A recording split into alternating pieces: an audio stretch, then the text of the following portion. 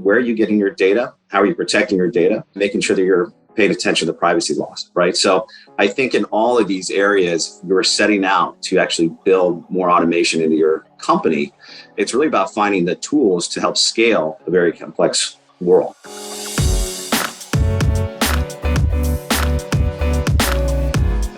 Hey gang, it's Tuesday, December 7th. Listeners, welcome to the Behind the Numbers Daily and eMarketer podcast made possible by Basis Technologies. I'm Marcus. Today's fact: water is repelled by magnets. Apparently, I don't trust this one. If you have a little cup of water floating on top of a sink filled with water, then you can push it around with a magnet. Don't know why you'd want to do that, but it's nice to have the option. Anyway, today's real topic: a conversation between our very own eMarketer Briefing Director, Jeremy Goldman, and President of Basis Technologies, Tyler Kelly, about the rise of complexity of automation and how the ad industry is evolving as a result.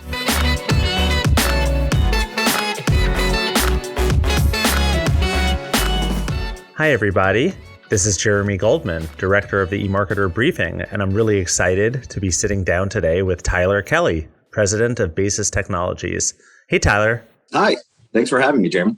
Oh, I'm really excited for this conversation. And I think one of the first things I really wanted to just kind of start with is Basis Technologies is a new name in the market, but the company originated about 20 years ago, I believe, right? Right. What's the quick background on you and the company in general?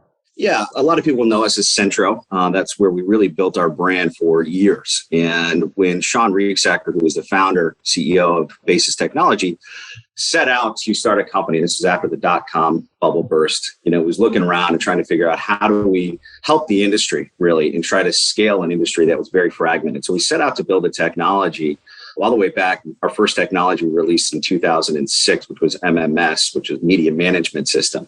And the idea was really around automation. How do you create a better workflow process that agencies can help scale? Because digital media was 10 times harder than buying traditional media, even back then. And so that's always been our mission. And in order to do it and fund the technology, we created a lot of services. And so Centro really carried a lot of service brand recognition. But the goal was always to be a technology company. But we went to go release it, MMS, into the marketplace. And sure enough, we built it just for ourselves, and we could not actually fragment it or break it apart. So we had to go back to the drawing board. We released our second technology, which was actually called Transys, around 2010. And we're at the 4As, everything's going great. And we're really believing in workflow and automation. And of course, two boosts down from us is media math and turn. And the industry shifted. And I think with automation, one of the difficult things is industry change and trying to adapt to it. And we realized that moment we had to acquire a DSP in order to have a biddable technology at the core of what our automation technology would be. So in 2013, we actually bought SiteScout, and we actually pulled that in. And we had another real big inflection point, which was, do we stick to the mission on creating the best workflow automation platform, or do we just put all our resources into a DSP? And we chose to stick to the mission and really try to help change an industry. So from 2013 to 2018, we took everything back down to the studs, and we rebuilt everything in the newest code base, which is great. We launched Basis in 2018. And since then, we've had just tremendous success in the marketplace. And then why the brand change or why the name change is really because we have full faith in Basis. And we want to make sure that that is our company as we move forward, because we are kind of shedding a lot of the services model and a lot of things that we were doing and really focusing a lot more on the technology and want to be associated with that as we move forward. It was also a little confusing to some clients, right? You would buy Basis, but you're getting bills from Centro. And so to really clean all that up, really being streamlined and being Basis as we move forward is the direction we want. Makes a lot of sense. And I know you were talking about DSPs a second ago. The programmatic advertising technology in general that's out there, it solves complexity and automates the buying process. But does the industry just need better DSPs or smarter programmatic ad software? Yeah, I think it needs, the industry is going to continue to evolve. We need to get better at both. But what we do know is that usually what we've seen is media doesn't go away, right? So when digital came on, radio didn't fall off, right? When, CTV, people are still buying linear, right? So you need something to pull it all together and create efficiencies. When I joined back in 2006 and 2005, when we were setting out, the premise was, can you believe that in 2005, 2006, everyone's still using Excel and Outlook to execute their digital media or their media in general?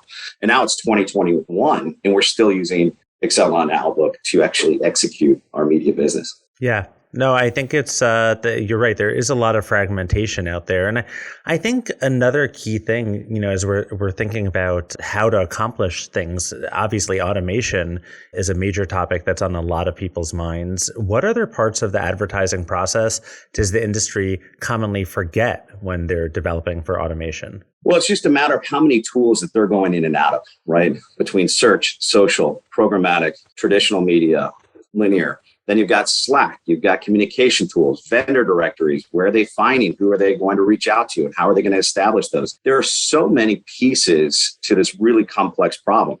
And that's why we, really built Basis, was to try to pull all these together. But it's ever evolving, right? There's always something new. There's something different. Then you also think about data, right? Where are you getting your data? How are you protecting your data? And making sure that you're paying attention to privacy laws, right? So I think in all of these areas, you're setting out to actually build more automation into your company.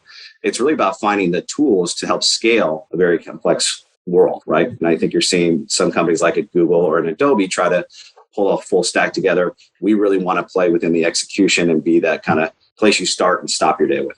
And even from the consumers that I speak to and some of the marketing professionals, some have a natural fear of automation.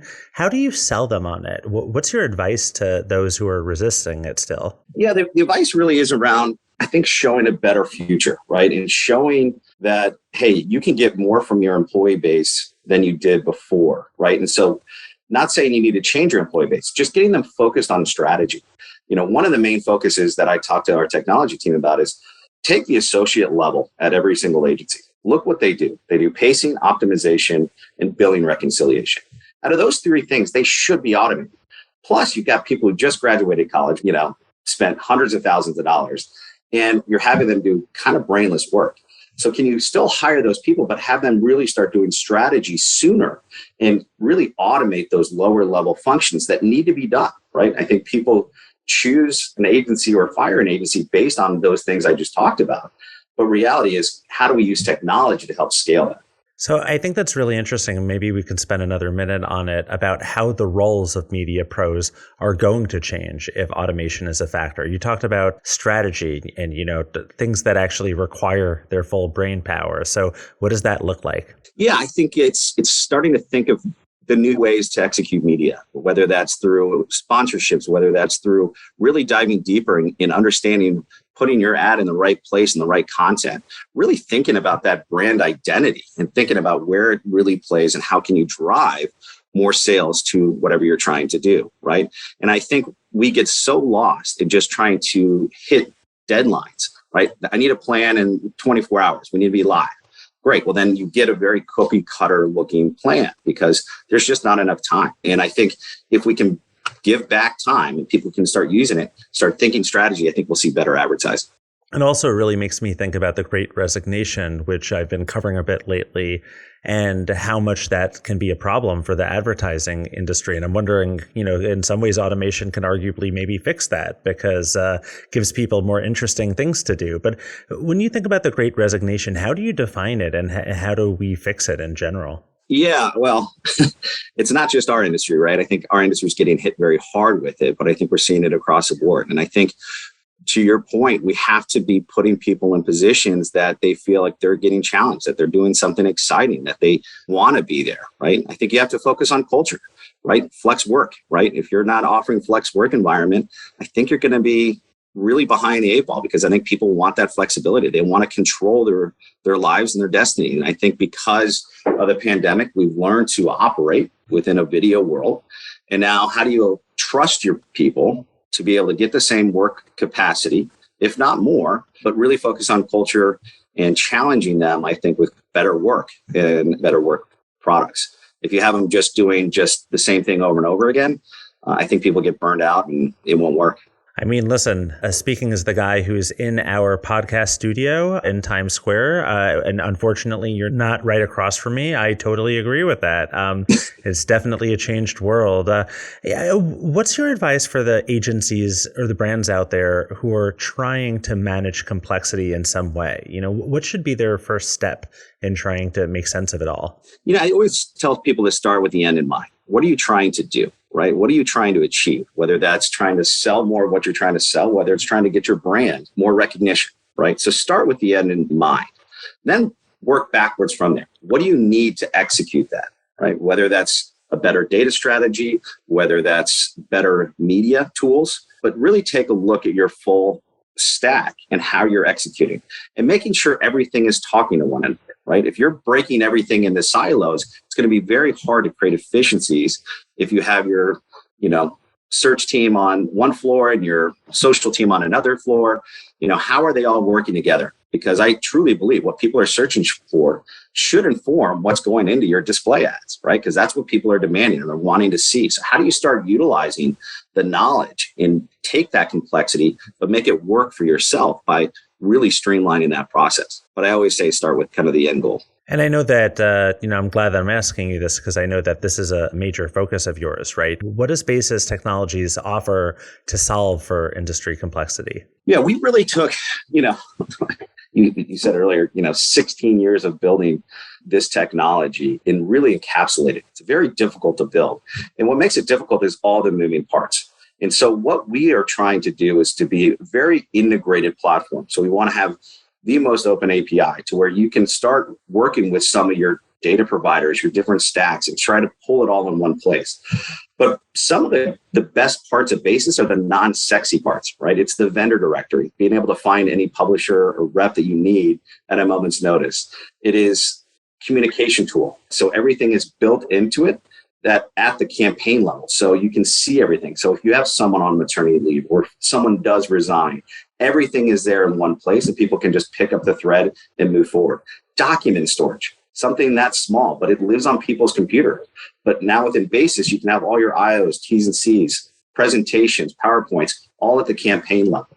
So a lot of those kind of non-sexy things is really what creates that automation. You pull it all together and you really see that kind of streamlined approach as we move forward.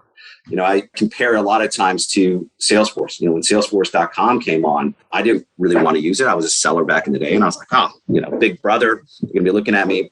But now I can't imagine running a company without Salesforce. And we look at media and the way we're executing media and how fragmented it's all over people's computers and it's all in different places. If we can pull it all together and be that centralized system, but then also realizing we have to be open and we have to integrate with a lot of different companies because people are going to need a lot of different providers, whether that's data provider, whether that's search, whether it's social, TikTok, all the new things that are coming out that are gaining a lot of traction. We have to be able to integrate with. And I always say some of those non-sexy things are the most fun areas to innovate in because you can have the biggest potential upside. I know I have to let you go in a second, but I'm curious if there comes a time when there's massive proliferation of automation in the ad industry, you're very successful and everybody's bought into this idea. What comes after that? What does the future look like? Gosh, that's a great question. You're looking at what Facebook is doing with, the metaverse. I think you've got, what's happening with AR and VR as we move forward. So I think that, yes, there's going to be, more automation. I think there's going to be more tools out there. But I also think this industry is going to continue to invent new ways to execute and drive, where people are spending their time. So I think where we focus at Basis is where are people going? Right? Where are they spending their time and how do we make sure that we've got those connections to make sure that we allow our agencies to execute media in the most desirable way moving forward? And I think we can agree if there was more automation in the world, people would have more time to listen to this podcast. So this is really fantastic, Tyler. Thank you so much. And hopefully next time we'll be doing this face-to-face. Awesome. Thank you so much, Jeremy. All right, time for In Other News, but first a quick word from our sponsor, Basis Technologies.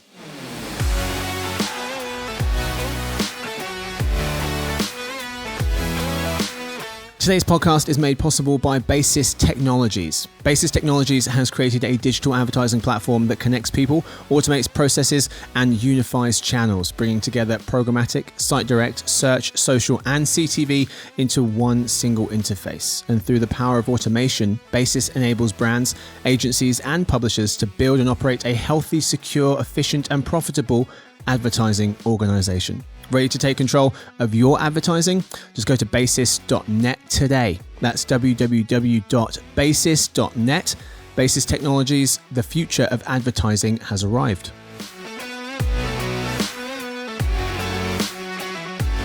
All right, folks, time now for In Other News. Joining me for the second half, you heard his voice in the first half, it's our eMarketer Briefing Director, Jeremy Goldman. Hey there, really excited to be with you for this one. I know you've got a bunch of really good stories to talk about. Thanks. I feel like they're okay, but I appreciate it. We do have some interesting ones for you. Today in other news, how do consumers want to hear from brands, and is convenience finally more important than price?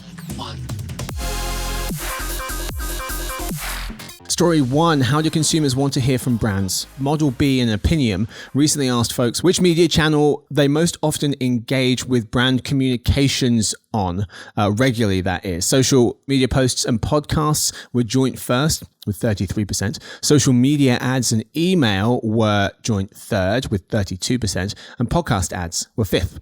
Zooming in on social media platforms for a second, they're all pretty much in joint first with over 40%, Snapchat, TikTok, Instagram, Twitter, YouTube, etc. There wasn't really much that separated them at all. Jeremy, your thoughts on how consumers want to hear from brands? Yeah, first off, I think it's very interesting to see the fact that social media posts and social media ads have very similar numbers in this study. So It's really interesting. Organic and advertising is really kind of converging, and the lines are blurring between the two.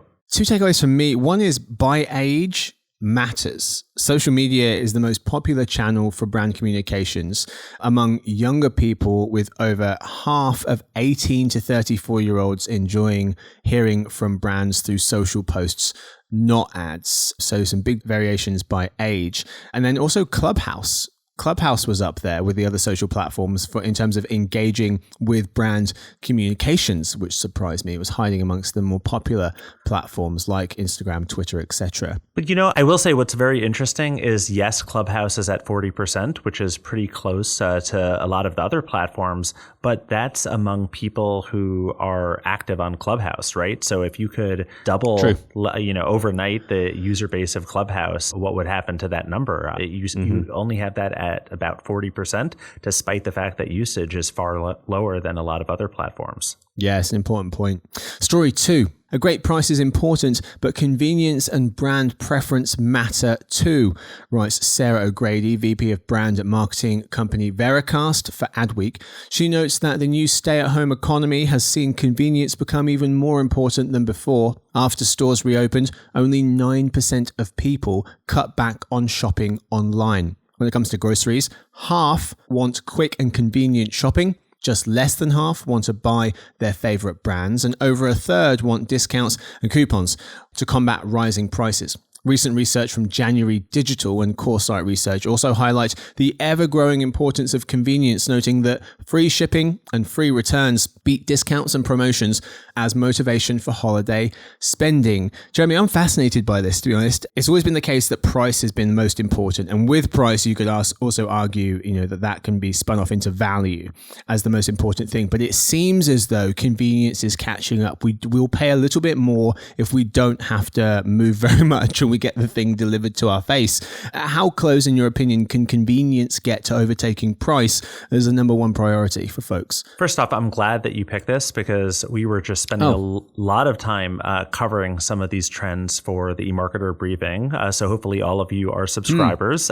One of the things that's really interesting to me about this is the fact that, yes, free shipping is almost table stakes, and therefore it does come before promotions. Not to say that people don't want deals, because of course they do, but the experience certainly does matter a lot more than ever before. When you think about the fact that Instacart, and a lot of other services have risen and grown, and there's additional fees that are associated with those services often, but yet they've grown. And the answer is because people will pay a little bit more more in order to get something now. Now, you really can't not focus on the fact that there are a lot of people who can't afford these services because there has been a bifurcation in the economy as a result of the pandemic. So let's not forget that. But yeah, a lot of people who are willing to spend will spend a little bit more to get something that's a little bit more convenient. Also thought it was interesting that the Adweek piece noting brand loyalty is waning. Over 40% of people are now less loyal to specific brands, and half are less loyal to food brands due to rising prices. That is all we have time for. Thank you so much to my guest. Thank you to Jeremy. Thank you, as always. Thank you to Tyler. Join Jeremy in the first half. Thank you to Victoria. She edits the show. And thanks to everyone listening. Tune in tomorrow for a brand new Behind the Numbers show, Reimagining Retail, an eMarketer podcast made possible by Basis Technologies. On this new show, co-hosts Insider Intelligence Principal Analysts Susie David Canyon and Andrew Lipsman will talk all about how retail is colliding with every part of our lives. Be that what folks should be watching in the emergent world of retail media, how shopping on social media is evolving, how the relationship between in-store and online shopping is maturing, and more.